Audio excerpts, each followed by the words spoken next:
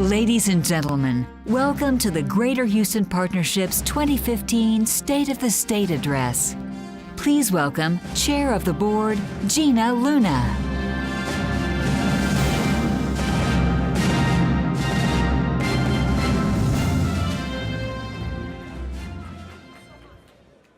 Good afternoon, everyone.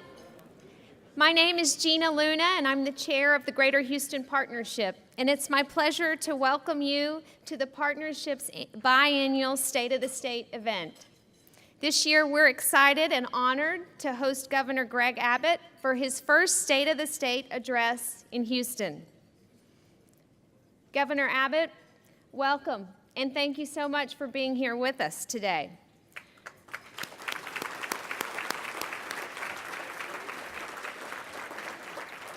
We appreciate the work that you and your staff do on behalf of Houston and the entire region.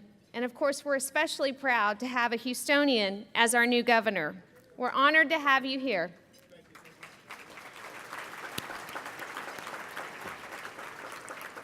As many of you know, the partnership and the Office of the Governor share a long history of working together to make Houston and the entire state of Texas one of the best places to live, work, and build a business. Through collaboration and cooperation, we've helped build the strongest economy in the country. During the current legislative session in Austin, the partnership focuses on three key priorities critical to the continued success of the region and the state. Our agenda includes high-quality, full-day pre-K for qualified 4-year-olds, expanded long-term transportation funding, and streamlined and transparent state and local incentives to support economic development. With respect to pre-K, we appreciate Governor Abbott's leadership and focus on this issue and applaud his decision to designate pre-K funding an emergency item for the legislature. We're working hard in this area of early education because as a business community, we know that a solid educational foundation is critical to the overall health and success of our workforce system. We must invest in those early years with high-quality, full-day pre-K for eligible 4-year-olds if we are to ensure every child reads at or above grade level by the end of the 3rd grade. As we've explored the critical elements of the entire workforce pipeline, it's become very clear that the pipeline begins at the earliest ages. A solid early start is critical for success in life. Governor Abbott has also identified another of our priorities, transportation funding, as an emergency item. Houston voters overwhelmingly supported Proposition 1 last November. It was a clear signal to Austin that transportation is important to Houstonians. No doubt, there's still quite a bit of work to do in Austin this session to ensure we adequately fund our transportation needs, but we are thankful that this issue is such a high priority for the governor and the legislature. The partnership looks forward to working with Governor Abbott and our legislatures on this issue. The partnership has worked closely with the state of Texas for many years to create a positive economic climate here in the region. Our economic development efforts have promoted Texas domestically and internationally as a location of choice for new, expanding, and relocating businesses. To that end, we support streamlined and transparent state and local economic development incentives. This includes increased support for the Texas Enterprise Fund, a reformed and revamped university research fund, and a greater focus on workforce development and training incentives that could make a big difference in addressing Houston's skills gap. We look forward to working with the governor's office and other stakeholders to address the challenges I've mentioned today. Before we move forward with the program, please turn your attention to the brief video acknowledging our sponsors for today's event and our elected officials and consular corps. Ladies and gentlemen, the generous support of our members is essential to the success of the Greater Houston Partnership. and allows us to continue our work of making Houston one of the best places to live, work, and build a business. Please join me in thanking today's State of the State Diamond Level sponsor, Chevron. Today's State of the State Major Level sponsor, Repsol.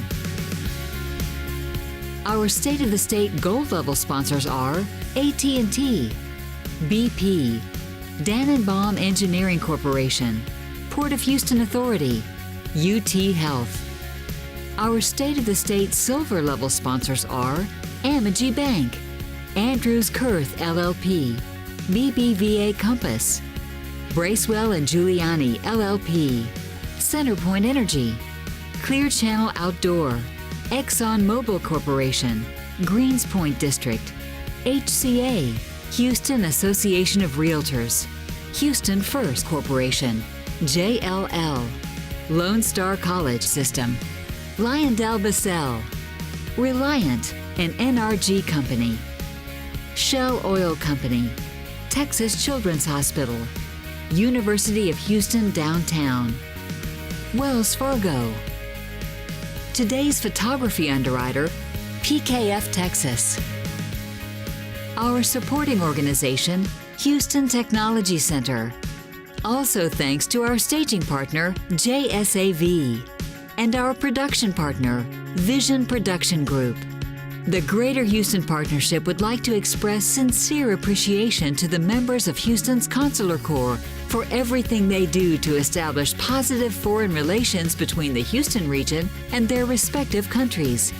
Their leadership is invaluable to building and maintaining our international network.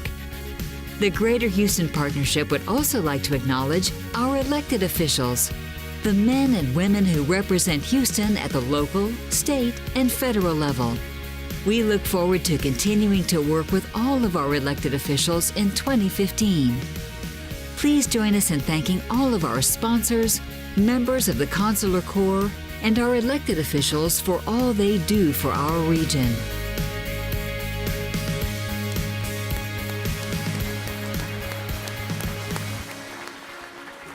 Thank you to all of our sponsors, elected officials, and Consular Corps who are here with us today. And I'd also like to extend a special thanks to our board members who are here with us. And now, before we break for lunch, I do want to ask you to pull out your iPhone and let me give you a couple of important dates to add to your calendar. The first is our annual State of the Charter Schools on April 2nd, and the other is our annual State of the City event featuring Mayor Anise Parker on April 16th. We'd love to have you join us for those events as well. Now, please enjoy your lunch, and we'll be back shortly. Ladies and gentlemen, please welcome the President and CEO of Cafe Adobe, Bob Borokoff.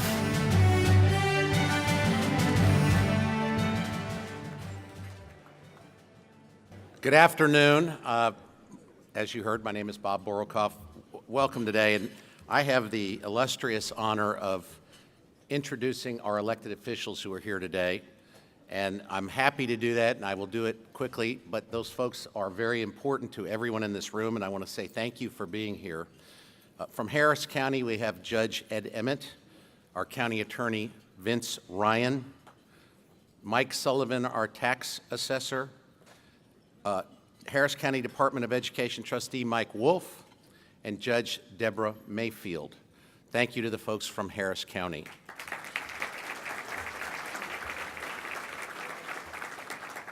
From the City of Houston, Mayor Anise Parker, Council Member, please, Council Member Stephen Costello, Council Member Jack Christie, Council Member Brenda Stardig, and Council Member David Robinson. Thank you. We also have one other mayor from Rosenberg, Vincent Morales Jr.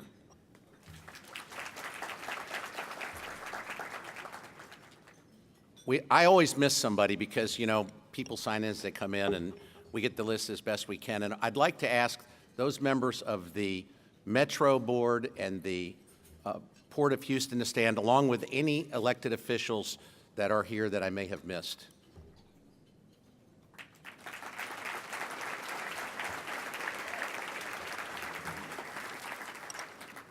To all of you, thank you for being here today, and I'm sure you're going to enjoy our luncheon speaker.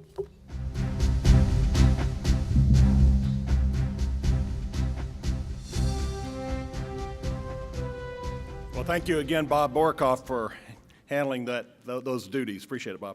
I'm Bob Harvey. I'm the president and CEO of the partnership, and it's my distinct honor this afternoon to introduce Governor Greg Abbott today. And as Gina mentioned, we're very excited to have a Houstonian serve as governor of Texas. We all know Governor Abbott's impressive background, but I'd like to offer a quick refresher. Governor Abbott was sworn in last month, becoming the 48th governor of the state of Texas. After a distinguished judicial career, Greg Abbott was elected Attorney General in 2002 and developed a reputation as a fierce defender of Texas in his 12 years in office. Since being elected governor in November, Governor Abbott has already demonstrated his intent to lead and do what's best for Texas. As we focus on the current legislative session, Governor Abbott and the partnership are closely aligned on several key issues. As Gina mentioned, expanding pre-K funding is the partnership's top legislative priority and also one of the governor's emergency items. We thank the governor for shining a spotlight on this issue, and we look forward to working with him to further develop this piece of legislation and move it through the 84th legislature. With the passage of Proposition 1 last fall, we know that transportation is top of mind among Texans. I'd also like to thank the governor for his leadership on the transportation funding issue. As another emergency item, he has called for $4 billion in funding without raising taxes, fees, tolls, or debt.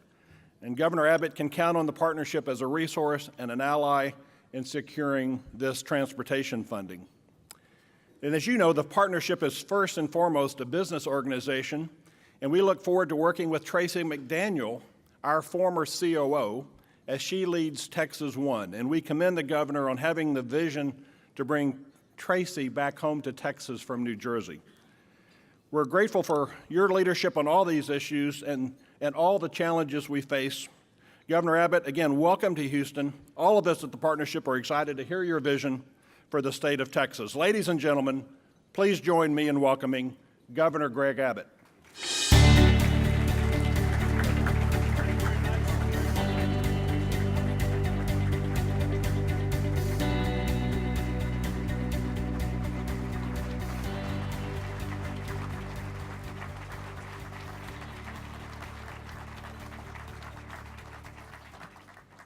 Thank you all very, very much. Bob, thank you for your very kind introduction. It is great to be back with the Greater Houston Partnership. Mayor, it is great to be in your thriving city. I couldn't help but notice as the names were being called out of the elected officials here, one was named Steve Costello. And so I kind of saw the vision of a future possible ticket. If we ran on tickets in the state of Texas, if I were to campaign with Steve, it would be Abbott and Costello.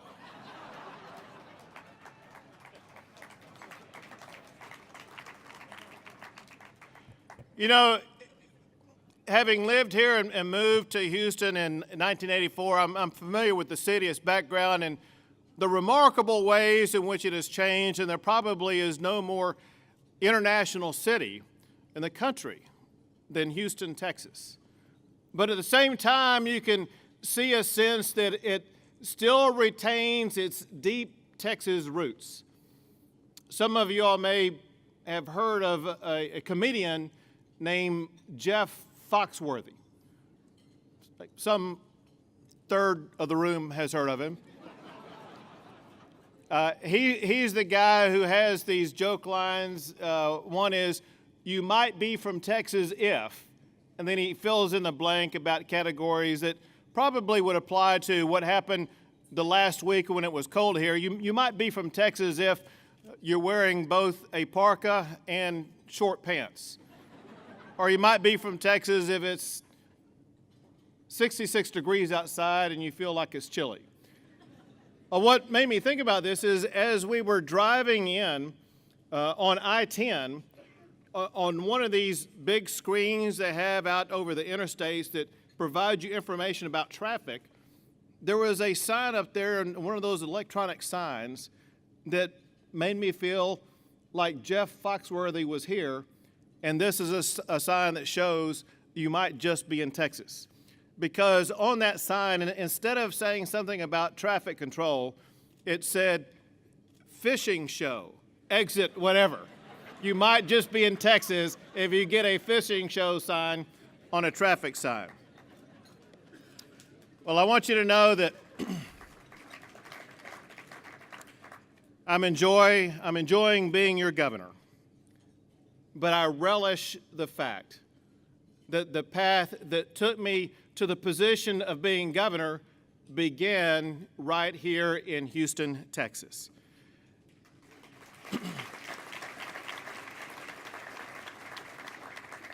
As governor, I have the opportunity to do some bold things like chart a course for an even brighter future for the great state of Texas.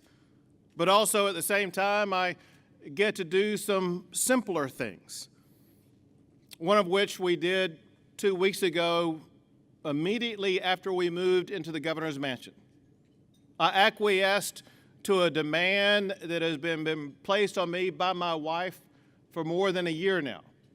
She has been demanding that we get a new puppy. And so one of the things I've been able to announce as governor is the new first puppy for the state of Texas. She's a little golden retriever named by my daughter Pancake. And to show you how life is different than it used to be, you can turn on your phones right now and go to your Twitter account and plug in @TexasPancake, where Pancake has her own Twitter account. And you get to see a cute little puppy dog, and join her as one of her friends, and she'll communicate with you in her own unique, different ways. But going back to my wife, if I could, for a moment, I got to tell you, I am so proud of this woman, who I've been married to for more than 31 years, who joined me in my venture as we moved to Houston, Texas after I graduated from law school, and went through that process with me of dealing with the challenges that I faced literally a month after moving here, when I had the transformative accident that left me in the wheelchair that I remain in today. And when you think about the profoundness of this, just 2 years before that was a woman who was dressed up in a white dress and walking down an aisle and taking an oath, saying that for better or for worse, in sickness and in health, she would wed me. So easy to say those words, but I got to tell you, it is powerful when you see your partner embrace the meaning of that commitment. And that's why I'm proud to be on the verge of celebrating our 32nd wedding anniversary.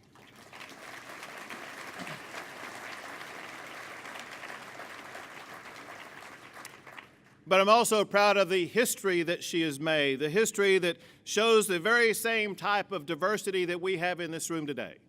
Because my wife has become the first Hispanic First Lady in the history of the great state of Texas.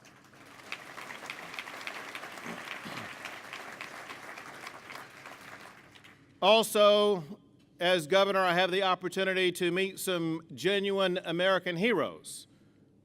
A person like I met last week who is our nation's oldest World War II veteran. His name is Richard Overton. He is 108 years old, and he's a Texan who lives in Austin, Texas. And I bring this up because it is because of the men and women who guided us through the greatest challenge we faced in World War II.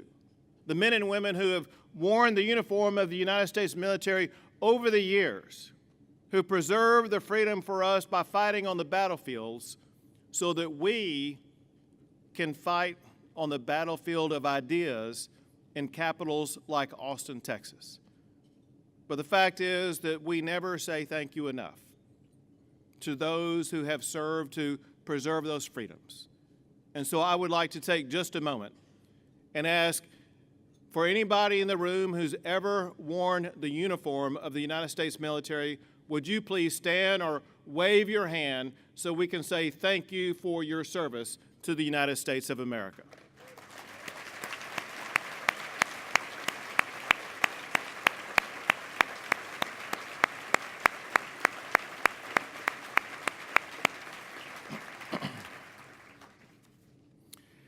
Now, another thing that I get to do in my new role as governor is I get to give State of the State addresses. And I, as your governor, am proud to report that the state of Texas is strong, and during this legislative session, we are about to make it even stronger.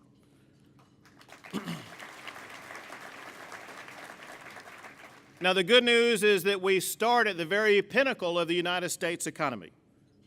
Texas has been #1 in the nation for creating jobs for so many years in a row, it's hard to keep count.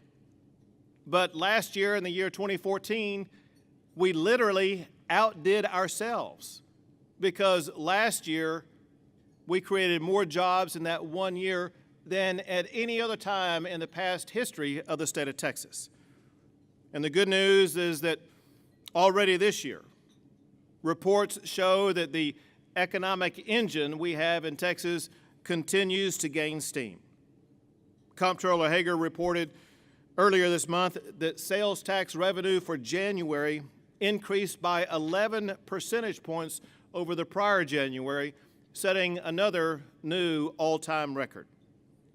And there's a reason why Texas is leading the nation, and it's because of our greatest natural resource.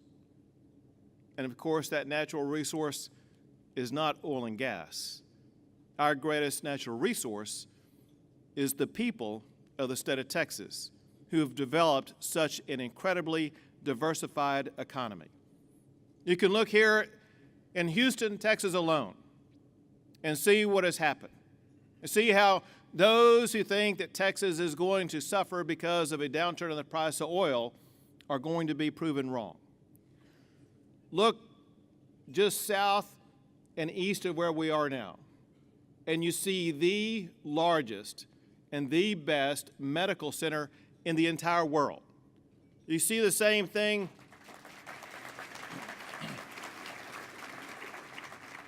I mean, look at the I-10 corridor, North Houston, the medical facilities that have built up around the entire community.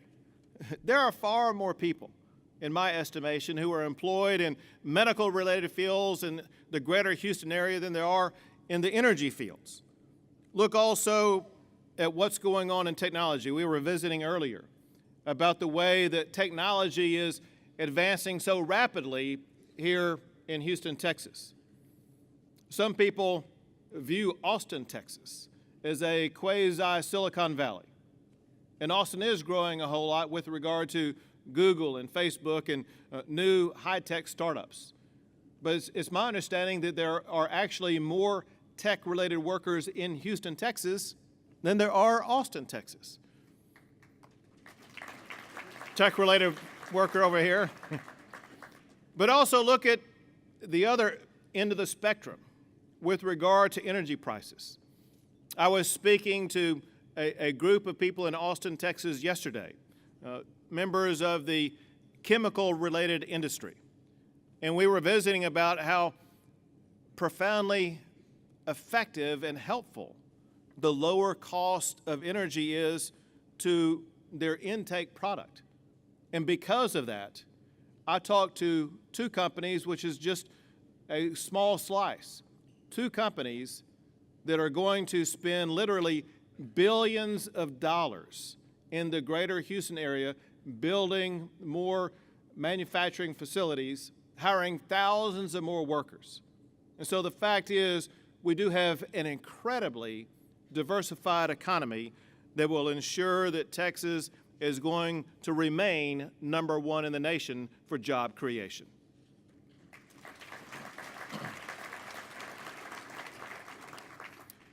Last week, I submitted a budget to the legislature that charts the course that will help keep Texas #1. And as has been echoed here today, the journey on the pathway to keeping Texas #1 begins at our schoolhouse doors. We must develop the best education system in America right here in the great state of Texas.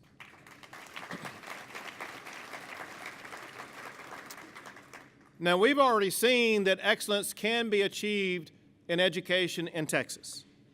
In Dallas, for example, African American and Hispanic students pass AP exams at a higher rate than any other place in the United States of America. And I visited the Rio Grande Valley, the Idea Weslaco Charter School, where 99% of high school seniors go on to college. And the Irving ISD was just recognized as the 2015 Advanced Placement District of the Year in the United States of America. So Irving is #1 in the United States for advanced placement. The fact is, we can be #1 in education in Texas if we commit the same tenacity and dedication to focusing on education as we have in job creation. Now, to improve our schools, I submit to you that we need to begin with building a strong foundation from the very beginning. Our goal should be to ensure that all students are able to read and do math at or above grade level by the time they finish the 3rd grade. To begin that process, my budget provides additional funding for schools that adopt high-quality pre-K programs. My plan also provides early education teachers with world-class literacy and numeracy teacher training. Our children and their future have no time for delay in these efforts. And that's why during my State of the State address to the legislature last week, I named early education as my first emergency item.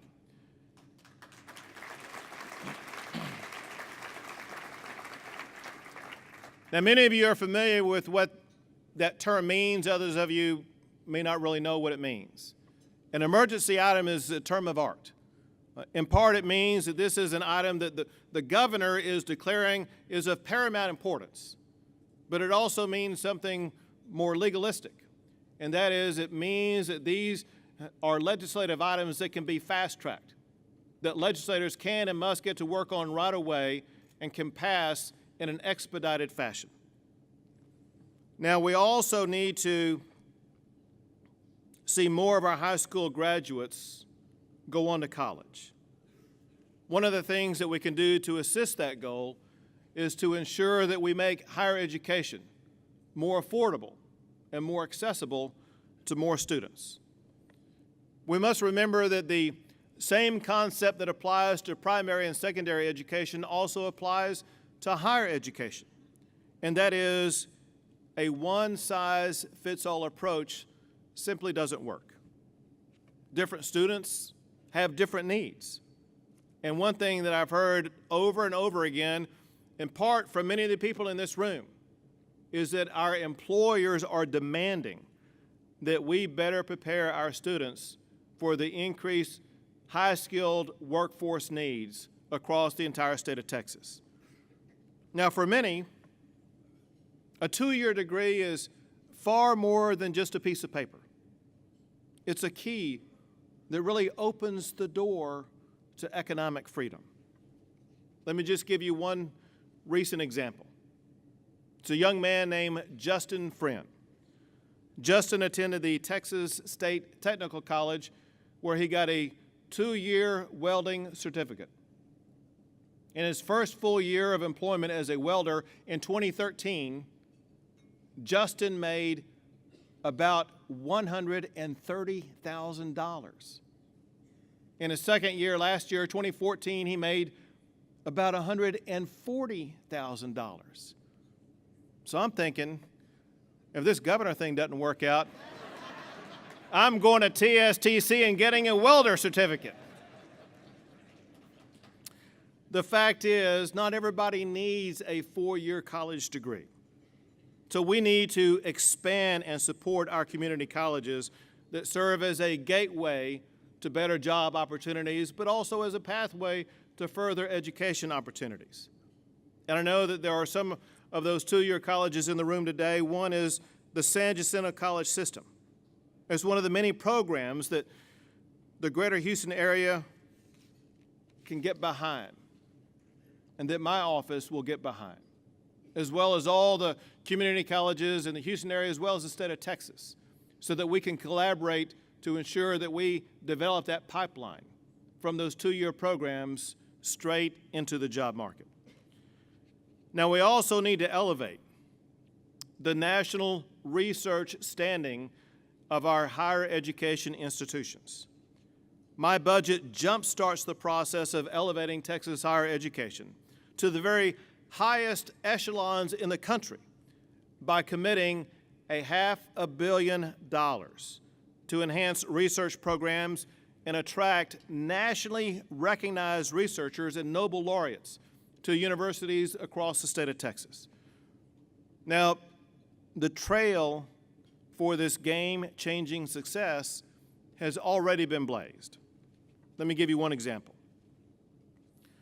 The Chancellor's Research Initiative at the Texas A&M system has been recruiting the world's foremost research scholars to College Station and to Prairie View A&M. That includes 3 Nobel laureates and 11 members of national academies. I want to expand programs like this to all of our universities in the state of Texas. Just think for a moment, if you would, if we were to be able to provide that type of funding to the University of Houston, where they could begin to attract these Nobel laureates and National Academy members and expand and elevate the national and international standing of the University of Houston. And then think about the way in which the university could partner with the private sector here in the research projects and the jobs and revenue that would grow. The vision is tremendous, but to make that vision happen, we need to make sure that the legislature passes this plan, which is why I have added my higher education funding initiatives as my second emergency item.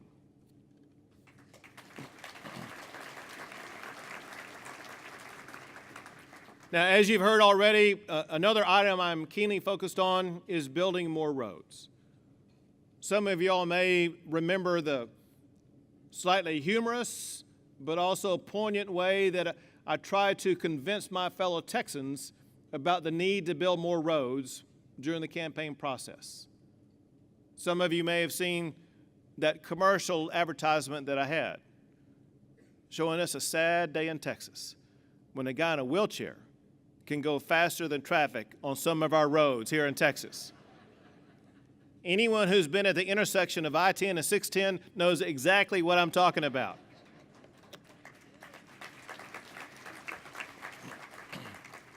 That's why my budget does add more than $4 billion a year to build more roads in Texas. Now, this is something which has received wide support. For one, it was supported by about 80% of the people who voted in the last election. So it turns out that I was not the leading vote getter in the state of Texas. The leading vote getter in the state of Texas was building more roads. So by golly, we are going to build more roads in the state of Texas.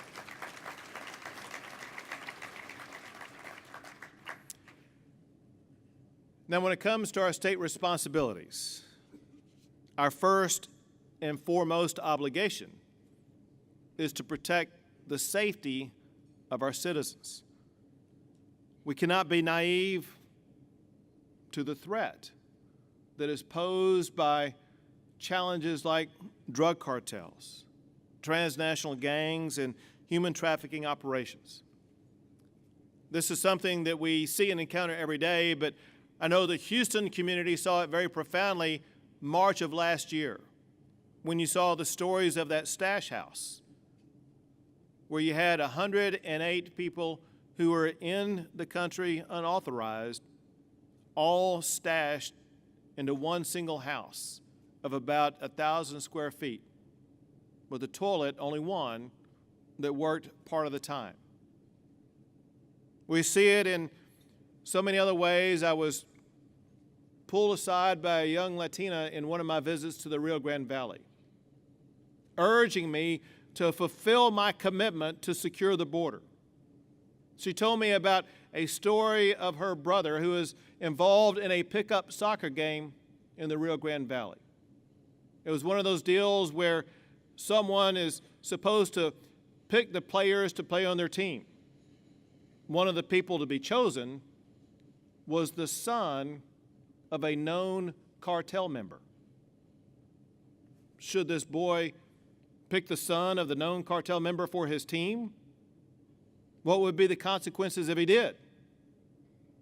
What would be the consequences if he didn't pick him to play on his team?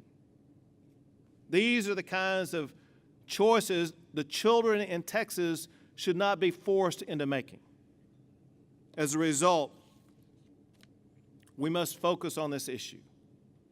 We cannot fail that young Latina in the Rio Grande Valley.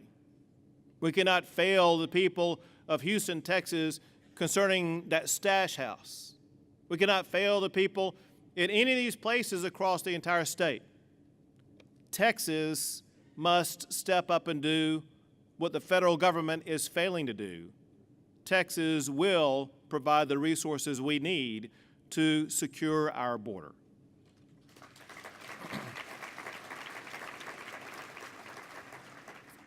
The plan that I've laid out more than doubles current border funding. It strategically adds 500 new DPS officers, more Texas Rangers who will be focused on corruption-based issues, more funding for local law enforcement, including local law enforcement right here in the Houston area, more technology, more ways in which we can stop transnational criminal activity. It also expands our anti-gang efforts. In Texas, there are already more than 100,000 known gang members, many of whom deal in direct connection with the cartels in Mexico. We must disrupt these dangerous gangs in places like Houston and Dallas, San Antonio, and Austin. This legislation is essential, which is why I added border security funding as my fourth emergency funding item.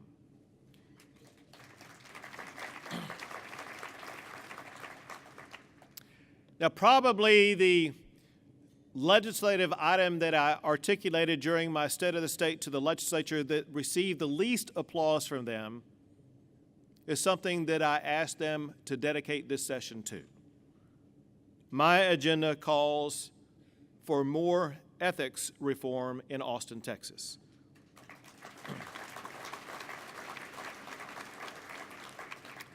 You know, it may be the most important commodity that we have as elected officials is the bond that we have with our constituents. Transparency and rising above even the appearance of impropriety will strengthen that bond. But rejection of these reforms will rightfully raise suspicions about who it is we truly serve. Is it ourselves, or is it the people of Texas? Well, I've outlined multiple ethics reforms, things like requiring elected officials to disclose contracts that they have with public entities, prohibiting lawmakers from voting on legislation from which they could directly profit, and adding more disclosure of campaign finance information. Because I believe these ethics reforms are so important in building greater trust with you, our fellow Texans, I listed this as my fifth emergency item to get passed through the legislature this session.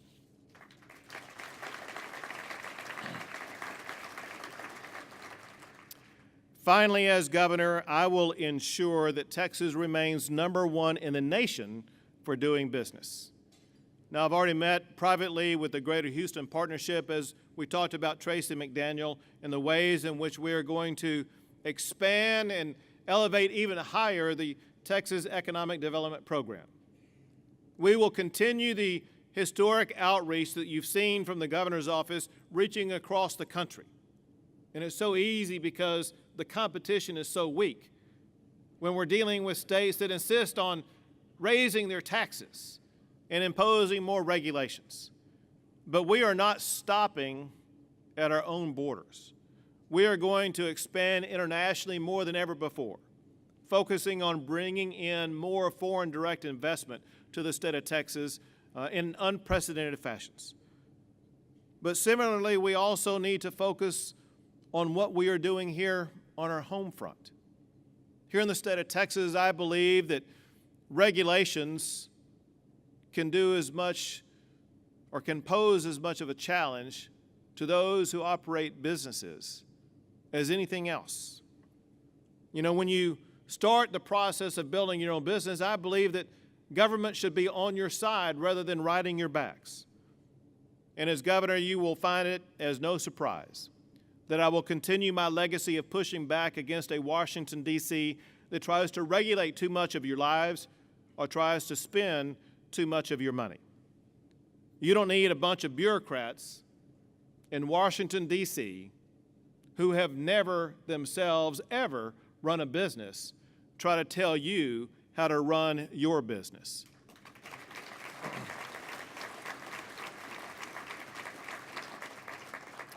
But it's not just the federal government that needs to be reined in.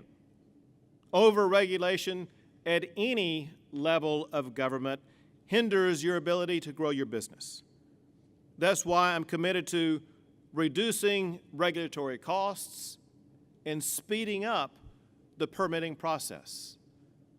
You know, we've already seen over the past few years some ways that Texas has lost jobs to our competitor in Louisiana because Louisiana was willing to expedite their permitting process while Texas was lagging behind.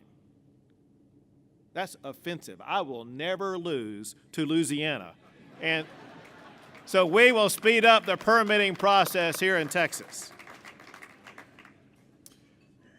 And I'm also insisting that we lower the tax burden on Texas businesses and individuals. One of the best ways to spur job growth is to reduce taxes on employers. So I've made clear that I would reject any budget that does not include tax relief for Texas businesses. And I will also insist on property tax reduction because I believe it is time for you, rather than for government, to own your own property.